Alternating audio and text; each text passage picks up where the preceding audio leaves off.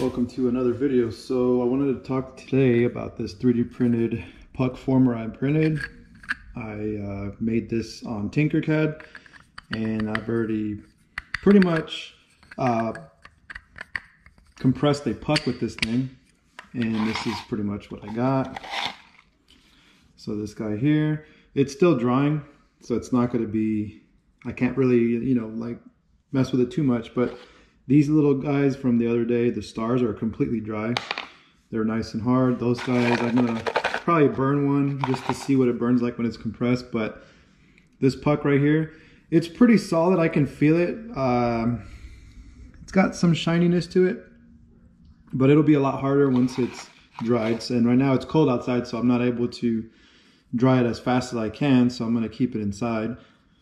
There was a little chip area. I didn't get a chance to fill this completely. So pretty much what I did was I used my 3D printed puck to make this, and I have to stack it up like we talked about before.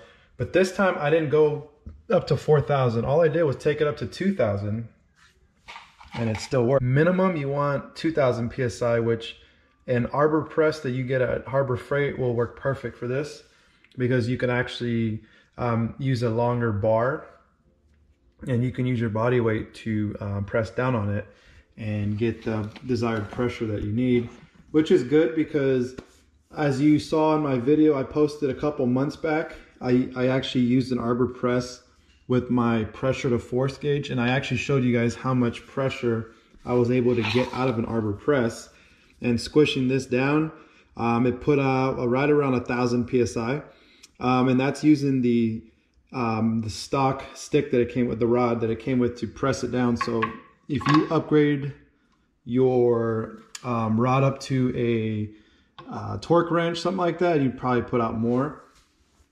And then a good thing with the torque wrench is you can actually set how many pound-feet you want to go, and then when you press it, you'll hear the click, and you'll kind of know more or less if you're putting out more than 800 or whatever it is, which you do at least want to get into the thousands if you can. I wanted to mention, if you do want to get a lot more power compression out of your black powder pucks, and you don't have a press like this, you could just jack up your vehicle. I know it's a little dangerous, but you can find a spot underneath with a block of wood, put it underneath a 3-ton floor jack, jack the car up. It doesn't matter what kind of car it is, obviously, but I'm just saying you find a nice spot that's pretty flat. Usually I'll use the rear diff or something like that because it has a nice flat spot on it. And you can jack it up and make your pressure there, and then keep the car in place, and then it'll hold it for 3 to 5 minutes or whatever. And that actually will produce a lot more pressure as well if you don't have something like this.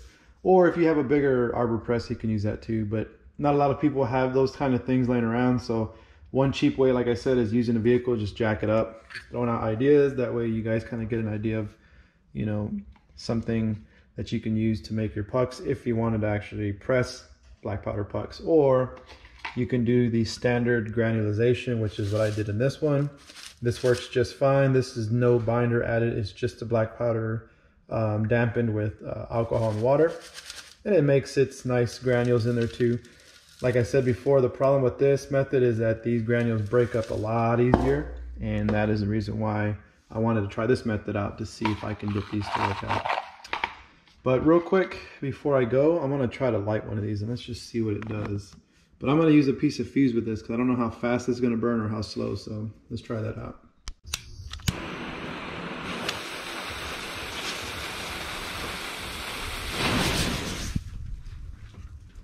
I'm gonna also try to crush one up and burn that. Let's go ahead and try that. Okay, let's break this guy up a little bit if I can.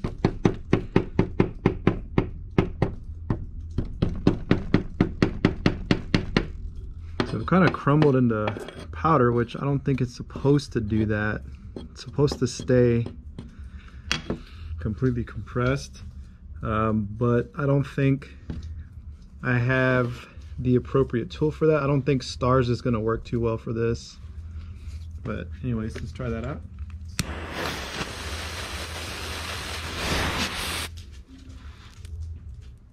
And there you have it. So I don't like the way that broke up. It's supposed to break up in harder granules than that, so I'm gonna have to take a look at what's going on with it. The stars are nicely hard, but the problem is that even if I did get them to compress, when I broke it up, it still kind of got crumbly into powder, and that's not supposed to happen. And a lot of people are saying they're not using any dextrin. Now, I could use dextrin, make it extremely hard, and then burn it that way, but I don't think I want to do that. I want to try to do the method that everybody's doing, where they're just corning it with normal black powder.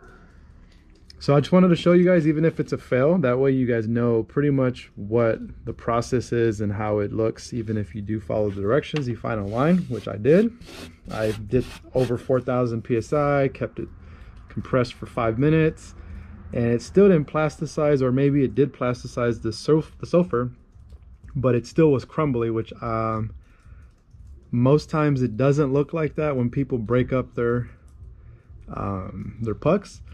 Now, if you guys done corning in the past, just drop a comment down below, see if that's normal for it to react that way. But then again, you guys are probably pressing the bigger pucks, and I'm doing a small star, so that might be a huge difference. So once the other guy dries, I will crumble that guy up, and let's see if it behaves differently or not. And then we'll post the video and see if I can get some comments on what's going on, or what maybe I'm doing something wrong.